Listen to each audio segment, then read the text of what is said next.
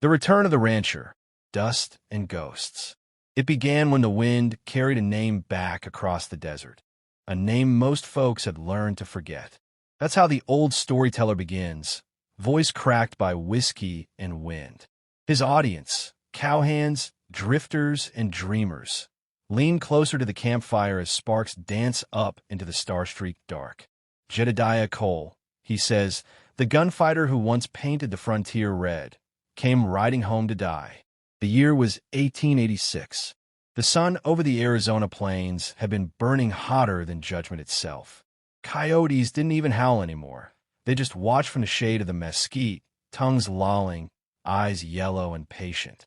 Jedediah rode through that silence like a ghost returning to the scene of his sins. His horse, a black gelding named Shadow, limped beneath him, ribs showing, hooves powdered in dust. The rancher's coat was torn, hat brim cracked, beard streaked with silver. He hadn't spoken to a living soul in weeks. When the Cole Ranch finally rose out of the red haze, it looked less like a home and more like a tomb. The fences were skeletons, the windmill hung dead, and the barn leaned sideways like a drunk too tired to stand. But it was his. Every broken board and every memory. He dismounted slow, bones creaking louder than his saddle. The wind caught the porch door and made it creak open, just like it used to when his wife, Mara, would come calling him in for supper. For a moment, he almost answered her voice. Almost. Inside, the air was thick with dust and ghosts. His boots echoed hollow on the wood floor as he passed through rooms that still smelled faintly of gun oil and lavender soap. Her dress hung where she left it, yellow and brittle with time. The old photograph on the mantel, Mara smiling, hair tied with a ribbon, was cracked right down the middle. You came back, the old storyteller whispers, as if he's there watching. But the past don't let go so easy. Jedediah knelt by the hearth, lit a match, and breathed life into the ashes. Flames flickered weakly, licking at the dark. That's when he heard it, a sound that didn't belong. A breath, then a voice, soft, trembling, and close. Don't shoot, it said. Jedediah froze. The voice came from the shadows near the fireplace, where a thin figure was crouched, half hidden under a blanket. The light touched a pale face, dirt-streaked and wide-eyed. A woman, young, maybe 20, staring back at him like a wild creature cornered. He raised the lantern.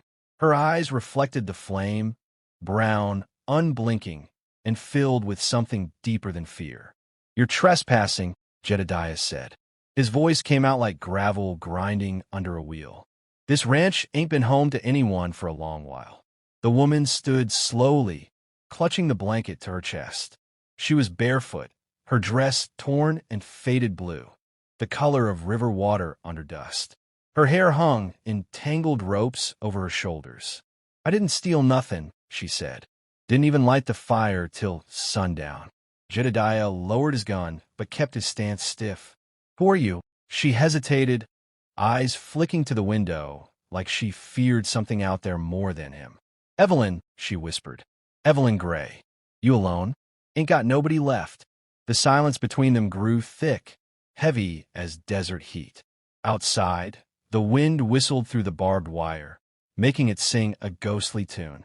Jedediah could see she'd been running, blisters on her feet, a bruise fading across her cheek, hands trembling like they hadn't held peace in years. You from a settlement south of the ridge? He asked. Her eyes filled with water. She nodded once. Was. That one word told him everything. He'd heard the rumors even out in exile. A band of raiders had swept through, burning homes, taking whatever they pleased. The few who survived vanished into the desert. Jedediah swallowed hard. You're safe here, he said quietly. She stared at him for a long moment, as if trying to believe that word, safe. Then she stepped closer until the firelight touched both their faces. And then she said it, clear, steady, and strange. You're going to have sex with me. The words hit him like a bullet. He blinked, thought he'd misheard. What? You heard me, she said, voice breaking, but her chin still lifted. You're going to do it, because that's the only way I can feel real again. The only way I can prove I'm still alive. Her eyes were not seductive. They were shattered. Jedediah saw it then. She wasn't offering herself out of want. She was trying to reclaim what had been nearly stolen. Her will, her body, her control. He lowered his head, a shadow crossing his face. "No," he said finally, soft but sharp. "Not that way." She flinched, confused, almost angry. "You think I'm dirty?" "No, ma'am," he said. "I think you're hurt. And I ain't the kind of man who takes more from the broken." For the first time, her shoulders fell. The strength in her words crumbled, and she sank to her knees by the fire, sobbing into her hands. Jedediah stood there, frozen, a man who'd faced bullets without fear, now undone by a woman's tears. He moved to the table, poured water from a rusted canteen, and knelt to offer it. She took it, drinking slow between shaking breaths. "You don't have to say nothing tonight," he murmured. "The world's been cruel enough to you already." For a long time, neither spoke. The only sound was the crackle of the fire and the far-off moan of the wind through the canyon. Finally, she asked in a small voice, "You live here alone?" "Used to," he said. "A long time ago." "What happened to her?" He didn't answer, just stared into the flames where the picture of Mara still sat on the mantel. Evelyn followed his gaze and understood. Later, when she fell asleep curled up by the hearth, Jedediah stayed awake, sitting on the porch, watching the night stretch endless across the desert. The moon hung low, pale and wide like an unblinking eye. Somewhere out there, wolves howled, the kind that didn't walk on four legs. The storyteller's voice softens again. And so it was that two ghosts, one made of grief, one made of fear, found themselves breathing the same air under that cursed roof. The wind carried their silence far, across the red mesas and dead rivers. It was the kind of silence that means something's coming. And the desert was listening. The ghosts ride again, the woman in white. "Now listen close, boys," the old storyteller says, poking the fire with a stick, "'cause this is where ghosts start wearing flesh again." Morning came to the coal ranch slow, like the land itself didn't want to wake. The wind had died, and the sky was pale as worn linen. Jedediah Cole stepped out onto the porch, rifle in hand, scanning the horizon. The world was too quiet. Even the birds had taken the day off. In the corral, Shadow nickered soft, as if sensing something in the air. Inside, Evelyn Gray was sweeping the dust from the kitchen floor.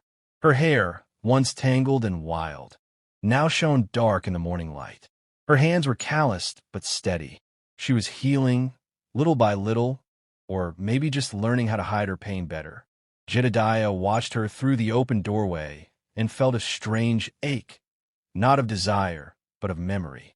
She reminded him of Mara in her early days, before the storms and gunfire, when the house still smelled of bread and clean linen. "You ain't got to do that," he said. "Got to keep busy," she replied, voice low. "If I stop moving, I start remembering." He nodded. That he understood. They worked side by side that morning, patching fences, feeding what few chickens had survived the years. The desert sun rose hard and hot, baking the red earth till it shimmered like metal. By noon, a trail of dust appeared on the horizon. A single rider. Jedediah's jaw tightened. "Go inside," he said quietly. Evelyn obeyed without question. The rider came slow, easy in the saddle, wearing a badge that caught the light like a blade. Sheriff Marlowe Briggs, tall, lean, with a smile too slick for the dust he rode on. His gray duster coat flapped open, showing a revolver that wasn't just for show. "Well, I'll be damned," Briggs said as he reined in. "Didn't think I'd see you again, Cole." "Didn't plan on being seen," Jedediah answered. The sheriff dismounted, brushing off his coat. "Funny thing, folks in town say the old Cole ranch got ghosts. A woman's crying heard through the night. You wouldn't happen to know anything about that, would you?" Jedediah's eyes didn't waver. "Ain't no ghosts here, just dust and memories." Briggs chuckled, mean and dry. "Memories got long shadows, Jed, and your stretch all the way back to the valley, where you left a dozen men lying cold." A pause. Even the wind held its breath. Evelyn stood behind the door, listening. She'd heard rumors, sure, of a gunfighter once called the Dust Reaper, a man who took coin for vengeance and didn't miss. but she hadn't known it was him. "I gave that life up," Jedediah said. "Can't give up what's written in blood," the sheriff replied. "Law still remembers." Briggs stepped closer, spurs jingling, eyes sharp. "You got someone else here with you, don't you?" Jedediah's hand twitched toward his revolver. "Ain't your concern?" "Everything's my concern, old friend. Especially when survivors from that raided settlement claim one of their girls went missing." Name of Evelyn Gray. Before Jedediah could speak, Evelyn stepped out onto the porch, head high, eyes steady. "I ain't missing," she said. "I'm where I choose to be." Briggs looked her up and down, not kindly. "You sure about that, miss? You know who you're shacking up with? That man's a killer, 10 times over." Evelyn didn't flinch. Then maybe he understands death better than most. For a second, silence hung between all three like a rope about to snap. Then Briggs smirked, spat in the dirt, and tipped his hat. "Suit yourself. But trouble's coming, and when it does, don't expect the law to ride in for you." He turned his horse and rode off slow, his shadow long and snake-like behind him. That night, the wind came back. Evelyn sat on the porch steps, the lantern beside her glowing soft, listening to the coyotes sing to the stars. Jedediah sat beside her, rolling a cigarette he never lit. "He told me who you are," she said finally. "The Dust Reaper. That's what they used to call me," he said.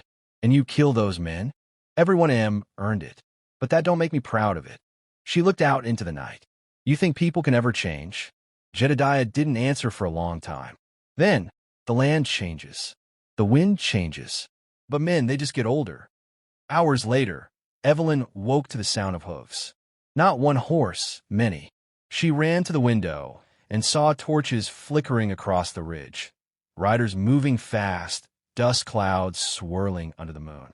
"Jed," she whispered, "there's men coming." He was already awake, shotgun in hand. His face was carved in stone. Through the dim light, she saw the old fire back in his eyes, that cold, measured calm of the man who'd seen hell before. He looked through his spyglass. The riders' coats bore crude symbols, a white skull burned into leather. He knew them. "Clay Boone," he muttered, "son of a cavalryman turned raider. Mean as a cornered rattler." Evelyn's breath caught. "He's the one. He led the men who burned my town." Jedediah's jaw set hard. "Then it seems fate's bringing all debts due at once." They moved quick, dousing the lights, locking shutters, checking ammo. Jedediah gave Evelyn his wife's old rifle. "Ever used one before?" "Once," she said, steadying her hands. "Missed, then aimed smaller this time." She almost smiled, almost. Out on the ridge, the riders dismounted. Their laughter carried thin through the night. Boone's voice, loud and cruel, echoed. "That ranch belongs to us now, boys. The ghost girl's mine." Evelyn's knuckles whitened around the rifle. Jedediah touched her shoulder, calm but firm. "You listen to me, Evelyn. They'll come through that gate first. Wait till you see the whites of their eyes. Don't shoot till I do." "And if we don't make it," she asked, "then make it hurt." The firelight flickered across their faces, hers pale and fierce, his carved and unshakable. Two souls bound not by blood, but by loss and vengeance. Outside, thunder rolled over the mesas. The first drops of rain hit the dust, sizzling like sparks on iron. The storyteller's voice rises with the storm. And so the night gathered its ghosts. 12 riders, one storm, and a ranch that had already buried too much. But the desert don't care for numbers, boys. It only remembers who stands when the dust settles. The storm overread Mesa, blood and fire.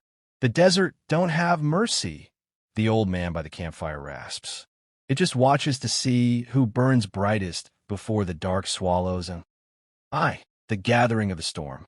By midnight, the sky had turned the color of bruised steel. Lightning crawled across the clouds like veins of fire. Rain hissed against the dust, and the wind came down from the mesa, screaming through the sage. Jedediah Cole stood in the barn doorway, coat open, hat pulled low, loading shells into his Colt. Each click sounded like a clock winding toward fate. Evelyn knelt by the window of the ranch house, rifle balanced on the sill. The white of her dress glowed faintly each time lightning struck. That was how she earned her name later, the woman in white. Out on the ridge, Boone's riders waited, 12 shapes half hidden in the rain, torches flickering behind them like ghost fires. They thought they were hunting a broken rancher and a scared girl. They didn't know the Dust Reaper had been born again. 2. The first shot. Thunder rolled. Then silence. Then the gate groaned open and the first raider rode in, yelling. Jedediah's rifle cracked once. The man toppled before the echo faded. Chaos followed. Hooves, gunfire, curses swallowed by the wind. Flashes of muzzle light lit the yard like lightning trapped in men's hands. Evelyn fired from the window, breath steady, heart wild. Her first bullet tore through a rider's arm. The next dropped him clean. "Easy now, girl," Jedediah called over the roar. "Don't rush the trigger. Let the gun breathe." She did, and each breath was vengeance made real. Boone's men spread out, circling the house. Jedediah moved through the storm like he'd never left the battlefield. Fast, deliberate, merciless. He fired, reloaded, moved again, his figure vanishing between flashes of lightning. The rain washed blood into the mud, making rivers that glowed red under the storm. Inside, Evelyn caught sight of a raider slipping through the back door. He was young, no older than she. For a heartbeat she froze, seeing in his eyes the same fear she once carried. Then she whispered, "No more," and pulled the trigger. The boy fell without a sound. Outside, Jedediah saw the muzzle flash through the window and nodded once. She was learning to survive. 3. The Devil Rides Through. Boone came last, riding hard through the rain on a white horse that looked carved from bone. Lightning painted his scarred face, his eyes wild with greed and hatred. "Cole," he bellowed, "you still think you can outshoot the devil you made?" Jedediah stepped from behind the barn, rifle in hand, coat soaked dark. "Ain't about thinking, just about finishing what should have been finished long ago." They fired at the same time. Jedediah's bullet clipped Boone's shoulder. Boone's tore through Jedediah's side. He staggered but stayed standing. Boone dismounted, grinning through the blood. "Always said you were too stubborn to die clean." They circled each other in the rain, revolvers heavy and slick. Evelyn watched from the porch, unable to breathe. Lightning split the sky again. Boone lunged, firing. Jedediah dropped to one knee, returned a single shot. It hit Boone square in the chest. The raider stumbled backward, disbelief written across his face. He looked down at the wound, laughed once, and fell into the mud, torches flickering out around him. 4. The Price of Peace. The storm broke open then, rain coming harder, washing the yard clean of powder and blood. Jedediah leaned against the fence post, breathing ragged. Evelyn ran to him, catching him as he sank to one knee. "Hold on," she begged. "It's over, you hear me? You did it." "Reckon so," he whispered. "Always wanted to see the ranch clean again." She pressed her hand to his wound. Blood ran warm between her fingers. He smiled faintly. "You shot straight tonight. You taught me." "Nah," he said. "You just remembered who you were before they took it away." Lightning flashed once more, and for an instant she thought she saw his wife, Mara, standing in the rain beside them, smiling, fading with the thunder. Evelyn blinked, and the vision was gone. Jedediah's eyes had closed, breath shallow. She gripped his hand. "You stay with me, you stubborn old fool." He gave a rough chuckle. "Not going far. Just got some ghosts need riding with me." Then his hand fell still. Dawn over Red Mesa. By sunrise, the storm had drifted east. Steam rose from the ground where rain met heat. The Cole ranch stood silent again, except for the soft scrape of a shovel and the slow cry of a mourning dove. Evelyn buried Jedediah beneath the lone oak on the hill, beside his wife. She carved a cross from cedar and burned his name into it with the barrel of his Colt.